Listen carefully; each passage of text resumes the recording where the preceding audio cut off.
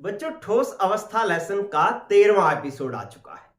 और आज का एपिसोड जो बच्चे अभी 12th का एग्जाम देने वाले हैं, मतलब अभी जिनका एग्जाम पोस्टपोन्ड हुआ है, चाहे वो जुलाई में हो चाहे वो जून में हो, जब भी हो, उनको भी ये एपिसोड पूरा देखना है, क्योंकि आपको इस आज की क्लास में से एक दो क्वेश्चन मिल जाएंगे।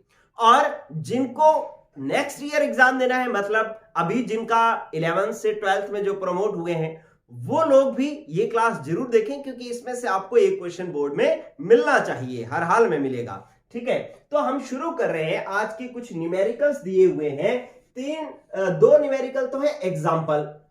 पाठ्यनीति प्रश्न दे रखे हैं 1.15 और 1.16, और एक अभ्यास प्रश्न दे रखा है 1.12। इनको हमने आज सॉल्व करना है।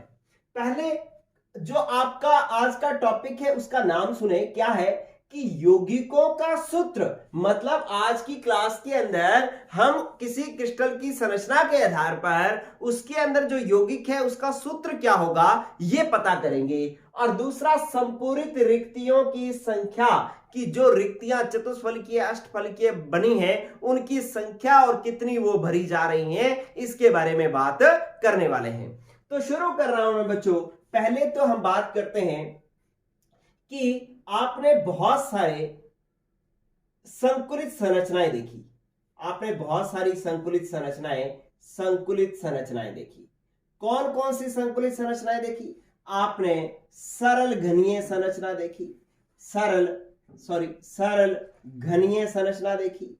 आपने HCP देखा, आपने CCP देखा, FCC देखा। इन सब के अंदर ही आप बच्चों पहले अगर ये सारे न्यूमेरिकल करना चाहते हो तो पहला पॉइंट गौर कर लो, बहुत इंपॉर्टेंट पॉइंट, कि ये जितने भी जालक जो बनते हैं ना, वो सामान्यतः कौन बनाता है? ऋणायन। कौन बनाता है? ऋणायन। ठीक है, मान लो कोई यौगिक है तो उसके अंदर एक धनायन है, एक ऋणायन है, लेकिन जो ये वाली संरचनाएं जो बनाता है, जितने मैंने गोले बनाए थे वो सारे के सारे गोले जो है वो किसके होंगे? ऋणायन के होंगे। सामान्यतः ऋणायन के होते हैं, क्या अधिकतम ऋणायन के ही होंगे। ठीक है, अच्छा, अब इनकी जब संरचनाएं बनेंगी, ये जब संरचनाएं बनेगी तो अब आपको पता है कि उसके अंदर क्या बट छूटेंगी? रिक्तियां छूटेंगी। ठीक है, और रिक्तियों के अंदर हमेशा जो है वो क्या आता है? धनायन। कौन आता है? धनायन। क्यों? क्योंकि धनायन का आकार कैसा होता है बच्चों? छोटा, और ऋणायन का आकार क्या होता है? बड़ा। ठीक है, तो रिक्तियों के अंदर हमेशा धनायन पाया जाता है, और ये जो जालक जो बनते हैं, संकुलित संरचनाएं जो बनती हैं, वो ऋणायन बनाता है। क्या एक बात आपको क्लियर होगी? ठीक है, कि जो क्रिस्टल बनेगा, जो जालक बनेगा, वो किसका बनेगा? ऋणायनों का। ठीक है, अगर आपको दे रखा है कि ये ऋणायन जालक बना रहा है तो ठीक है, अगर न्यूमेरिकल में नहीं दे रखा तो हमें अपने आप समझना है कि जो जालक बना रहा है वो ऋणायन है, और जो बीच में रिक्तियों में पाया जा रहा है, चतुष्फलकीय रिक्तियों में पाया जा रहा है, अष्टफलकीय रिक्तियों में पाया जा रहा है, वो धनायन है। ठीक है, ये बात हमने समझ लेनी है। चलिए, अब आपको एक पॉइंट आपने ये जान लिया, दूसरा पॉइंट और जाने कि हमेशा ध्यान रखना कि यदि किसी जालक में अवयवी गोलों या अवयवी परमाणुओं, कुछ भी लिखा होगा, अवयवी गोले लिखे हो सकते हैं, अवयवी परमाणु लिखे हो सकते हैं, अवयवी अणु लिखे हो सकते हैं। ठीक है, इनकी संख्या, अगर इनकी संख्या कितनी हो? इनकी संख्या यदि n हो, ठीक है, तो चतुष्फलकीय रिक्तियों की संख्या कितनी होगी? ध्यान रखना बच्चों, चतुष्फलकीय रिक्तियों की संख्या जो होंगी वो होगी 2n, और अष्टफलकीय रिक्तियों की संख्या कितनी होगी बच्चों? अष्टफलकीय रिक्तियों की संख्या होगी n। ठीक है, तो ये बातें जो है ना आपने इतनी बार कर ली हैं कि अब तो याद हो जानी चाहिए कि कोई भी क्रिस्टल अगर बनता है और उसके अंदर अवयवी कणों की संख्या n है, वो चाहे परमाणु है, अणु है, आयन है, कुछ भी है, उसकी संख्या अगर n है ना, यहां पर परमाणु, अणु या आयन भी हो सकता है, अवयवी गोले भी लिखे हो सकते हैं, तो इनकी संख्या अगर n है तो उसके अंदर जब वो क्रिस्टल बना तो उसके अंदर जो चतुष्फलकीय रिक्तियां मतलब खाली जगह, जो खाली जगह बची हैं वो 2n होंगी, और अष्टफलकीय रिक्तियां होंगी n। क्लियर? इन रिक्तियों में कौन पाया जाएगा? इनमें कौन पाया जाएगा? धनायन। ये क्या होंगे? ऋणायन। ठीक है, तो बस ये दो बातें और सीख ली।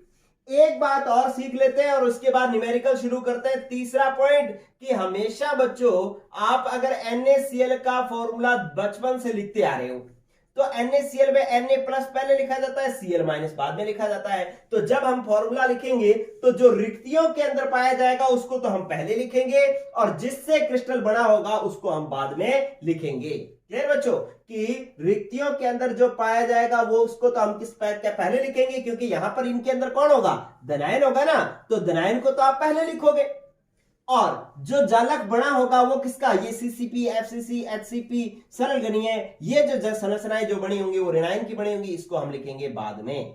क्लियर, तो ये 3 पॉइंट आपने अगर जान लिए तो ये सारे के सारे न्यूमेरिकल हैं आपके। एक बार दोबारा बोल देता हूं, क्रिस्टल किसका बनेगा, ऋणायन का। रिक्तियों में कौन पाया जाएगा, धनायन। रिक्तियों में अगर कणों की संख्या n है तो चतुष्फलकीय रिक्तियां 2n है और अष्टफलकीय रिक्तियां n है।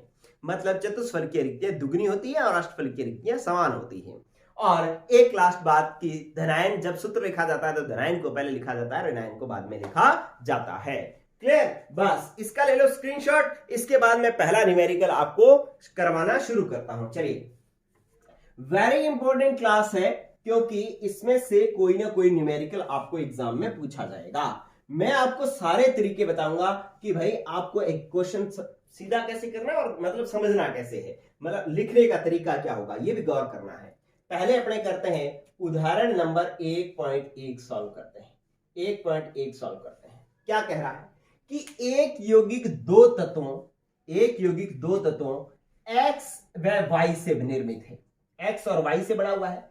y तत्व के परमाणुओं से ऋणायन, मतलब परमाणु क्या है, ऋणायन है, बनता है। ठीक है, y तत्व के परमाणुओं से जो है वो क्रिस्टल बनता है। यहां पर मैंने लिखना छोड़ दिया, जालक बनता है।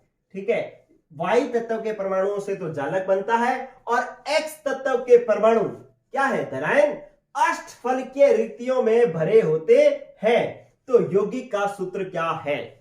क्लियर, अब क्या कह रहा है कि एक यौगिक है जो दो तत्वों x और y से मिलकर बना हुआ है। y जो कि ऋणायन है वो तो जालक बना रहा है और x जो कि धनायन है वो इसके अष्टफलकीय रिक्तियों में पाया जा रहा है। तो यौगिक का सूत्र क्या होगा। ठीक है, तो आप सबसे पहले लिखेंगे कि माना y तत्व के परमाणुओं की संख्या बराबर कितनी मान ली मैंने, n। अतः अष्टफलकीय रिक्तियां कितनी हो जाएगी, अष्टफलकीय रिक्तियों की संख्या हो जाएगी, रिक्तियों की संख्या बराबर क्या हो जाएगी बच्चों, n ही हो जाएगी। ठीक है, क्योंकि अभी भी परमाणुओं की संख्या के बराबर होती है अष्टफलकीय रिक्तियां। अब अष्टफलकीय रिक्तियों में x परमाणु पाया जा रहा है तो जितनी अष्टफलकीय रिक्तियां सारों में ही x परमाणु पाया जा रहा है, इसलिए मैं क्या लिखूंगा, x परमाणुओं की संख्या या x तत्व के परमाणुओं की संख्या बराबर कितनी आ जाएगी, n ही आ जाएगी। ठीक है, अब आपने क्या करना है, पहले क्या मान लिया कि x तत्व से क्रिस्टल बना हुआ था तो x के परमाणुओं की संख्या मैंने मान ली n। अब अष्टफलकीय रिक्तियों की संख्या कितनी हो जाएगी, n ही हो जाएगी। और क्वेश्चन कह रहा है कि अष्टफलकीय रिक्तियों में भरे होते हैं कौन, x के परमाणु, तो x के परमाणुओं की संख्या कितनी होगी, n।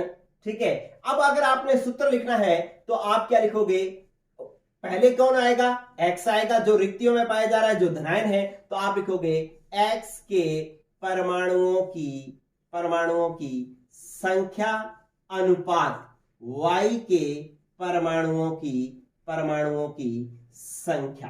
ठीक है, इन दोनों का अनुपात निकालेंगे। ये लिखने के बाद में हम अनुपात निकालेंगे। तो x परमाणुओं की संख्या कितनी है बच्चों, n, और y तत्व के परमाणुओं की संख्या कितनी है, n। तो ये कितना आ गया, 1:1, मतलब x भी 1 y भी 1। अतः यौगिक का सूत्र जो है वो x भी 1 और y भी 1, तो आंसर आ जाएगा xy।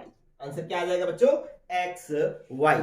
ठीक है, तो इस प्रकार से आपने पहला क्वेश्चन हल करना है कि पहले जिसका क्रिस्टल बना हुआ है उसके परमाणु हमने मान लेने हैं n। अब फिर जो रिक्तियां वो कह रहा है वो रिक्तियों की संख्या लिख देनी है और रिक्तियों की संख्या के आधार पर हमने क्या लिख देना है, परमाणुओं की संख्या, जो धनायनों की संख्या हमने लिख देनी है। पहले क्वेश्चन का ये स्क्रीनशॉट आप ले ले। अगला क्वेश्चन मैं सॉल्व करवाता हूं बच्चों। हो गया। चलिए अब देखिए दूसरा क्वेश्चन समझेंगे। पहले का स्क्रीनशॉट आपने ले लिया, नेक्स्ट देखो। नेक्स्ट कह रहा है कि एक मतलब तत्व बी के परमाणुओं से HCP जालक बनता है। अरे एक क्रिस्टल है जिस HCP जालक है और वो किससे बना हुआ है, बी से बना हुआ है, और ए के परमाणु 2/3 चतुष्फलकीय रिक्तियों को भरते हैं। मतलब कुल जितनी चतुष्फलकीय रिक्तियां होंगी ना उसका कितना भाग भरेंगे, ए 2/3 भाग ही भरेंगे, बाकी खाली रहेंगे। अष्टफलकीय भी खाली है लेकिन चतुष्फलकीय कुल जितनी है उसका 2/3 भाग 3 भाग जो है वो ए भरता है। अब वो कह रहा है तत्व ए व बी से बने यौगिक का सूत्र क्या होगा। तो पहले बी से HCP जालक बन रहा है तो आप आंसर नंबर कर रहे हैं, आंसर नंबर 1.2 उदाहरण जो है उसको सॉल्व कर रहे हैं। और आप क्या लिखेंगे कि HCP जालक में, HCP जालक में माना, आप मान लो, आपको संख्या लिखने की जरूरत नहीं है, आप मान लो, ठीक है। माना बी तत्व के परमाणुओं की संख्या। अब बी तत्व के परमाणुओं की संख्या बराबर कितनी आएगी बच्चों, कितनी आएगी, आप मान लो n, हमेशा ही क्या मान लो, n मान लो। आपको सॉल्व लिखने की जरूरत नहीं है यहां पर संख्या। हो सकता है आप बहुत सारी गाइड में यहां पर मान लिखा हो लेकिन अपने को लिखना नहीं है, अपने n ही मानना है, ठीक है। इसलिए अतः अगर जालक n परमाणुओं का बना हुआ है तो चतुष्फलकीय रिक्तियों की संख्या कितनी होगी, बोलो रे, चतुष्फलकीय रिक्तियों की संख्या कितनी होगी। अगर परमाणुओं की संख्या n है तो चतुष्फलकीय रिक्तियां कितनी होंगी बच्चों, 2n होंगी। और फिर आप क्या कहोगे, ए परमाणुओं की संख्या, ए परमाणुओं की संख्या बराबर बताओ कितनी आ जाएगी कि चतुष्फलकीय रिक्तियां कितनी है, 2n का कितना भाग, 2/3 भाग भरता है। तो चतुष्फलकीय रिक्तियों यहां पर देखो 2/3 चतुष्फलकीय रिक्तियों को भरते हैं, मतलब जितनी चतुष्फलकीय रिक्तियां हैं कितनी है, 2n का कितना भाग, 2/3 भाग, तो इंटू कर दिया मैंने 2/3 भाग तो है, तो इसलिए ए परमाणुओं की संख्या आ गई 2n इंटू 2/3।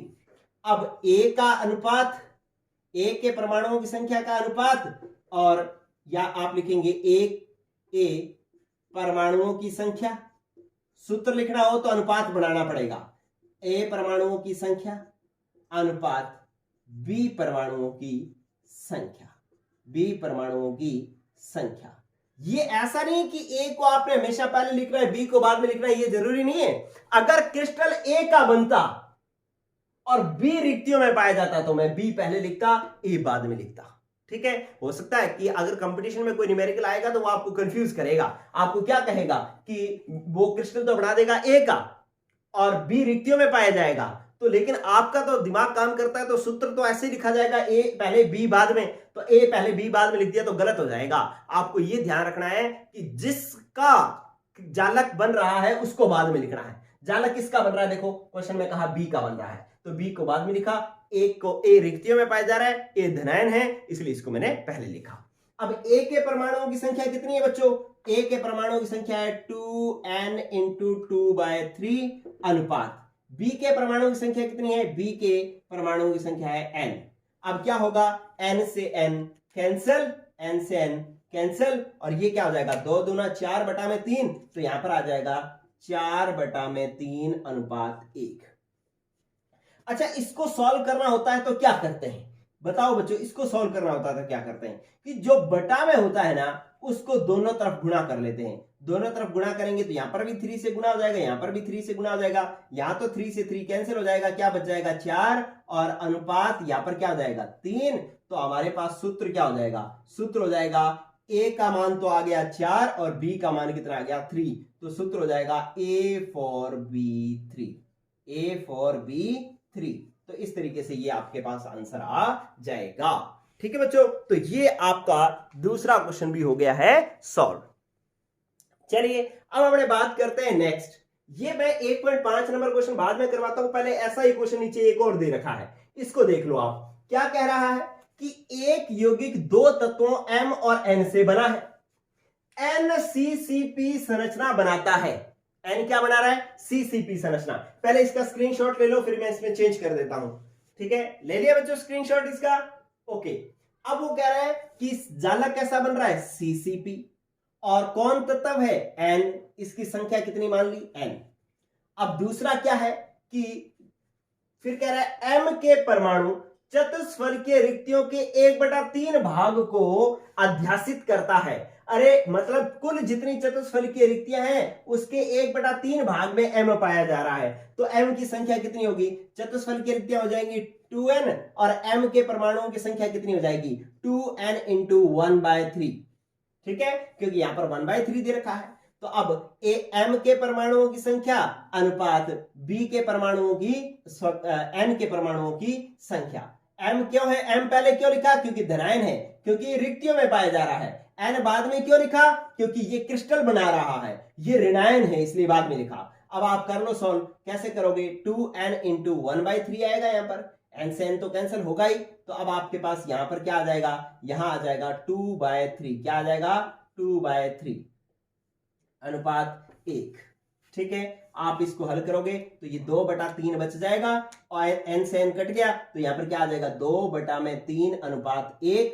हल करने के लिए जो बटा में होता है उसको दोनों तरफ गुणा कर लेते हैं, ये 3, यहां पर भी 3, तो अब ये क्या हो जाएगा कि 3 से 3 कैंसिल, यहां आ जाएगा 2, और ये 3 से 3 कैंसिल हो जाएगा और बचेगा 2, और यहां पर 3 एकम 3, ये आ जाएगा 3। तो आपके पास सूत्र क्या आ जाएगा, इतना करके छोड़ दिया तो भी गलत हो जाएगा। बहुत सारे, मैंने बहुत बोर्ड की कॉपियां चेक करता हूं मैं, तो मैं देखता हूं कि बच्चे जो यहां तक करके खत्म कर देते हैं यहां तक आंसर, और बड़े खुश होकर के आते हैं कि मेरा पेपर बड़ा अच्छा हुआ। ठीक है, लेकिन नंबर घट जाते हैं, क्योंकि क्वेश्चन में आपसे सूत्र पूछा है, आपने तो अभी तक अनुपात ही निकाला है। आपको आंसर क्या निकालना है, सूत्र क्या होगा, तो आप लिखेंगे अतः यौगिक का सूत्र, पूरी बात लिखेंगे, अतः यौगिक का सूत्र। अब m, ये m के परमाणु की संख्या थी, कितने आए, 2, तो आप लिखेंगे m2। n के परमाणु की संख्या कितनी आई, 3, तो n3। तो आपके पास आंसर आ जाएगा m2n3। ठीक है, तो इस तरीके से ये आंसर आएगा। ये आपका जो 1.16 नंबर जो क्वेश्चन दे रखा था पाठ्यनीति प्रश्न, वो भी आपका हो गया है कंप्लीट। चलिए इसके बाद अपने बात करते हैं नेक्स्ट, क्या कि मैं एक इसका पहले स्क्रीनशॉट ले लो फटाफट। ओके, हो गया स्क्रीनशॉट। नेक्स्ट देखते हैं, अब पाठ्यनीति प्रश्न 1.15 देखो, ये क्या कह रहा है आपका, पहले देख चेक कर लो। ये क्या क्वेश्चन हो गया, ये भी हो गया, और ये 1.16 भी हो गया। अब ये 2 क्वेश्चन बच गए हैं। इसके अंदर ये पाठ्यनीति प्रश्न 1.15 देखो, क्या कह रहा है कि एक यौगिक षटकोणीय निबिड़ संकुलित संरचना बनाता है। ठीक है, इसके 0.5 मोल में कुल रिक्तियों की संख्या कितनी है, उनमें से कितनी रिक्तियां चतुष्फलकीय है। ठीक है, षटकोणीय निबिड़ संकुल बना रहा है, और उसके अंदर अवयवी कणों की संख्या कितनी दे दी, 0.5 मोल, और पूछ लिया कुल रिक्तियां कितनी होंगी, और उसमें से चतुष्फलकीय रिक्तियां कितनी होंगी। तो बस ये तो बहुत आसान है, कर लो। कैसे आएगा देखो, ये लो, चलिए अब अपने क्या कर रहे हैं, क्वेश्चन नंबर 1.15 को सॉल्व कर रहे हैं। अब पाठ्यनीति प्रश्न देखो क्या कह रहा है कि 0.5 मोल जो है में कुल रिक्तियां, मतलब अवयवी कणों की संख्या कितनी दे दी, 0.5 मोल। तो आप क्या कहेंगे कि षटकोणीय निबिड़ संकुलन में, या दिए गए निबिड़ संकुलन में, दिए गए निबिड़ संकुल में कुल अवयवी कणों की संख्या बराबर कितनी है, n का मान कितना है, n बराबर दे दिया 0.5 मोल। ठीक है, और 0.5 मोल में दिया है, आपको संख्या निकालनी है, तो आप नीचे क्या लिखोगे कि 0.5 मोल बराबर क्या आ जाएगा, 0.5 इंटू 6.022 इंटू 10 की पावर 23 करोगे, तो ये हल करोगे तो आपके पास कितना आ जाएगा बच्चों, ये आ जाएगा 3.011, सही से लिख देता हूं, 3.011 इंटू 10 की पावर 23 परमाणु आ जाएंगे। ये लो, इतने परमाणु जो है वो आ जाएंगे। तो अवयवी कणों की संख्या है n, n का मान कितना दे दिया 0.5 मोल, और 0.5 मोल का मतलब क्या होगा कि कणों की संख्या अगर निकालनी है तो एक मोल में कणों की संख्या होती है 6.022 इंटू 10 की पावर 23। तो 0.5 में कितनी होगी, 0.5 को आप क्या करोगे, 0.5 का मतलब आधा, आधे को अगर इतने हैं पूरे में तो आधा करोगे तो ये 6.022 का आधा 3.011 हो जाएगा, 10 की पावर 23 तो रहेगा ही रहेगा। ठीक है, ये तो आ गई अवयवी कणों की संख्या। तो आप क्या करोगे, फिर लिखोगे अतः अष्टफलकीय। अब आपसे पूछा क्या है, कुल रिक्तियों की संख्या, तो पहले अष्टफलकीय रिक्तियों की संख्या निकाल दो। अतः अष्टफलकीय रिक्तियों की संख्या वो भी कितनी होती है, एन ही होती है। कितनी होती है, एन ही होती है। तो अब इसका मान कितना आ जाएगा, ये तो जितना एन का मान है उतना ही यहां पर आ जाएगा। यहां पर एन का मान कितना आया, 3.011 इंटू 10 की पावर 23। ठीक है, फिर कहेंगे अतः चतुष्फलकीय रिक्तियों की संख्या, चतुष्फलकीय रिक्तियों की संख्या बराबर कितनी आएगी, 2n। अब 2n में 2n का मान कितना है, 3.011 इंटू 10 की पावर 23। ठीक है, तो अब इसको सॉल्व करोगे तो वो तो अगर इसको आधा किया था तो ये आया था, अब 2 से गुणा करोगे तो ये वापस हो जाएगा 6.022 इंटू 10 की पावर 23। अरे इसको 2 से गुणा करोगे तो यही आएगा। ठीक है, तो अब आपके पास दो प्रकार की रिक्तियां होगी, एक तो ये तो होगी अष्टफलकीय रिक्तियां और ये हो गई चतुष्फलकीय रिक्तियां। क्वेश्चन में आपसे पूछा है कि कुल रिक्तियों की संख्या क्या होगी। एक तो आपसे पूछा है कि कितनी रिक्तियां चतुष्फलकीय होंगी, तो ये लो, ये तो एक आंसर तो ये आ गया कि चतुष्फलकीय रिक्तियों की संख्या होगी 6.022 इंटू 10 की पावर 23, मतलब 0.5 मोल। अगर अवयवी कण है तो चतुष्फलकीय रिक्तियां दुगनी होगी, 0.5 का दुगना एक मोल होगी, और एक मोल में अभी भी रिक्तियों की संख्या कितनी हो जाएगी, 6.022 इंटू 10 की पावर 23 हो जाएगी। और अगर क्वेश्चन पूछा है कि कुल रिक्तियों की संख्या, कुल रिक्तियों की संख्या अगर आपसे पूछी है तो आप क्या करेंगे, इन दोनों को जोड़ दोगे तो क्या आएगा 3.011 इंटू 10 की पावर 23 और प्लस 6.022 इंटू 10 की पावर 23 जोड़ोगे तो ये 9.033 इंटू 10 की पावर 23 आ जाएगा। इतनी कुल रिक्तियां होंगी, इन दोनों को आप जोड़ोगे तो ये मैथ से आपको आनी चाहिए, ये कुल रिक्तियों की संख्या आ जाएगी। ये आपका क्वेश्चन नंबर 1.15 हो जाएगा। वेरी इंपॉर्टेंट क्वेश्चन है ये भी, ठीक है, ध्यान रखना, ये पेपर में आने वाला है। ये क्वेश्चन जो अभी 12th में उनके लिए तो ये बहुत ही इंपॉर्टेंट क्वेश्चन है। ठीक है, हो गया बच्चों, इसका आप ले लें स्क्रीनशॉट। और फिर एक लास्ट क्वेश्चन जो है मैं आपको करवाता हूं, अभ्यास प्रश्न 1.12। चलिए, स्क्रीनशॉट ले लिया होगा आपने इसका, ओके।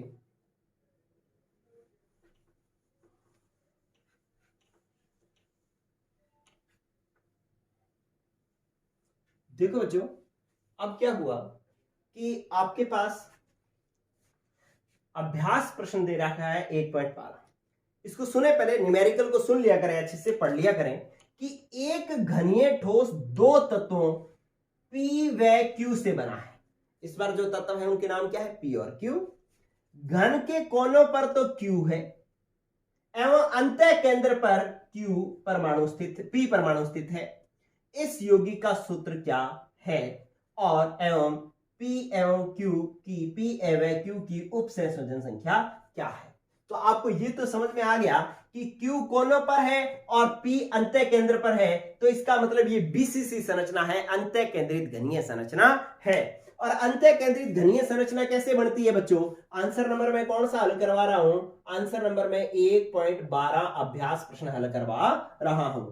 और इसको समझना कि ये इस तरीके से है कि ये आपके पास एक घन हो गया और इस घन के वो कह रहा है कोनों पर तो कौन पाया जा रहा है, Q। कोनों पर क्या पाया जा रहा है, Q। तो मैंने यहां पर Q बना लेने, ये लो, मैंने यहां पर Q बना लिया, ये लो, ये Q, फिर ये Q, फिर ये Q। कोणों पर तो मैं बना रहा हूं Q, ये लो, ये सारे क्या है, क्यू है। और इसके केंद्र के अंदर क्या पाया जा रहा है, पी। इसके केंद्र के अंदर क्या पाया जा रहा है, पी। ये लो, यहां पर पी पाया जा रहा है। और अब वो कह रहा है कि बताओ यौगिक का सूत्र क्या होगा। तो अपने क्या करते हैं, पहले क्यू की संख्या निकाल लेते हैं, फिर पी की संख्या। मतलब ये जो कौन सी एक कोष्ठिका होगी कि जिसमें अवयवी कण कोनों पर भी पाया जाए और कहां पाया जाए बच्चों, इसके केंद्र में, मतलब घन के केंद्र में भी पाया जाए, तो उसको अपने अंतः केंद्रित एक कोष्ठिका कहते हैं। तो ये हमारे पास एक कोष्ठिका कौन सी होगी, पहले तो ये देखो, ये हमारे पास होगी अंतः केंद्रित एकक कोष्ठिका हो गई। इसको एंड सेंटर्ड नहीं है, ये बॉडी सेंटर्ड है, बीसीसी संरचना है। ठीक है, तो अब आप क्या करो, अगर यौगिक का सूत्र निकालना है, ऐसा क्वेश्चन दे दे तब भी आपको क्या करना है कि जब यौगिक का सूत्र, अब रिक्तियां विक्तियां नहीं दी है, आपको यौगिक का सूत्र निकालना है, तो आप क्यू की संख्या निकाल दो, पी की संख्या निकाल दो, पी और क्यू का अनुपात निकाल दो। ठीक है, तो जो आंसर आएगा, जो अनुपात आएगा, वही सूत्र हो जाएगा। ठीक है, लेकिन ये ध्यान रखना है कि इस बार जो पी क्यू में पी पहले लिखना है, क्यू बाद में लिखना है। क्लियर, बीच में जो है वो पहले लिखना है, बीच वाला। तो पहले क्या करते हैं अपने, क्यू परमाणुओं की संख्या, क्यू परमाणुओं की संख्या बराबर कितनी हो जाएगी बच्चों, ये होगी कोनों पर उपस्थित है, तो इसका हिस्सा कितना होगा, 1/8। ऐसे हैं कितने, 8, तो क्यू परमाणुओं की संख्या कितनी हो जाएगी, 1। और अंतः केंद्र पर, कहां पर, अंतः केंद्र पर, या यहां पर लिख लेना कोनों पर स्थित क्यू परमाणुओं की संख्या 1/8 × 8 1, और अंतः केंद्र पर स्थित पी परमाणुओं की संख्या बराबर कितनी आ जाएगी, 1, क्योंकि केंद्र वाला किसी और का हिस्सा होता ही नहीं, ये इसी का ही होता है, तो ये कितना हो जाएगा, 1। अब क्या लिखेंगे, पी व क्यू के परमाणुओं की संख्या का अनुपात, परमाणुओं की संख्या का अनुपात कितना आएगा बच्चों, ये आएगा P अनुपात Q। तो P का मान कितना है, 1, Q का मान भी कितना है, 1, तो अनुपात आ गया 1:1। तो आपके पास सूत्र क्या आ जाएगा, सूत्र आ जाएगा P भी 1, Q भी 1, तो आंसर आ जाएगा PQ। क्लियर बच्चों, ठीक है, तो इसका आंसर क्या आ जाएगा, PQ जो है इसका सूत्र आ जाएगा। कैसे किया कि आपने कोनों वालों को लिख लिया Q और केंद्र वाले को लिख दिया P। कोनों वालों की संख्या कितनी होती है, कोनों वालों की संख्या होती है 1/8 × 8, तो कितना हो गया, 1, और केंद्र पर कितना होता है, 1, तो P व Q के परमाणु की संख्या का अनुपात P अनुपात Q 1:1 आ गया, और सूत्र क्या आ जाएगा, PQ, क्योंकि P भी 1 है, Q भी 1 है। चलिए, इसके बाद आप नेक्स्ट देखिए कि इसमें पूछा है कि P व Q की उपसंयोजन संख्या क्या है। तो बच्चों इसके अंदर समझने की जरूरत नहीं है, मैंने आपको बता रखा है कि BCC में समन्वय संख्या या उपसंयोजन संख्या का मान कितना होता है, 8 होता है। देखो ये Q सीधे रूप से कितने कणों से जुड़ा होगा, P सीधे रूप से 8 Q से जुड़ा होगा। कितने Q से जुड़ा होगा, 8 से। ठीक है, ये सीधा रूप से इससे भी जुड़ा हुआ है, इससे भी जुड़ा हुआ है, इससे भी, इससे भी, इससे भी। ये हम केंद्र बनाते हैं, ये वास्तव में बड़े बड़े गोले हैं। ये इतना बड़ा गोला है कि इससे भी टच कर रहा है, इससे भी टच कर रहा है, इससे भी कर रहा है, इससे भी कर रहा है, इससे भी कर रहा है, ये भी बड़े बड़े गोले हैं। ठीक है, तो ये गोला इन सबको स्पर्श कर रहा है, तो इसलिए इसकी उपसंयोजन संख्या जो है, उपसंयोजन संख्या किसकी, P व Q की, P व Q की उपसंयोजन संख्या कितनी होगी बच्चों, 8। जैसे P सीधे रूप से 8 Q से जुड़ा हुआ है, ऐसा ही एक Q जो है 8 सीधा P से जुड़ा होगा। कैसे, यहां ये घन जो है, इस ये Q जो है 8 घन के साथ जुड़ा होगा, और हर घन के केंद्र में P होगा, तो उन सब P से जुड़ा होगा। तो इसका मतलब है ये भी 8 P से जुड़ा होगा और P 8 Q से जुड़ा होगा, तो इसकी उपसंयोजन संख्या कितनी हो जाएगी बच्चों, 8 हो जाएगी। दिखाई भी दे रहा है, और अगर याद है तो याद किया हुआ भी आंसर लिख सकते हैं। तो इस प्रकार से ये सारे क्वेश्चन हुए कंप्लीट, और आज की क्लास में से क्वेश्चन आने की पूरी संभावना है। ठीक है बच्चों, तो आज की क्लास इतनी ही। शाम को मैं आ रहा हूं लाइव, तो उसमें आप अपने जिनको क्वेश्चंस कुछ पूछने हैं, तो वो कुछ क्वेश्चंस आप मुझे पहले व्हाट्सएप भी कर सकते हैं। ठीक है, और लाइव टाइम में पूछना चाहते हो तो उसमें भी पूछ सकते हैं। ठीक है बच्चों, तो पढ़ते रहें। गुड लक, गुड बाय, आज के लिए इतना ही।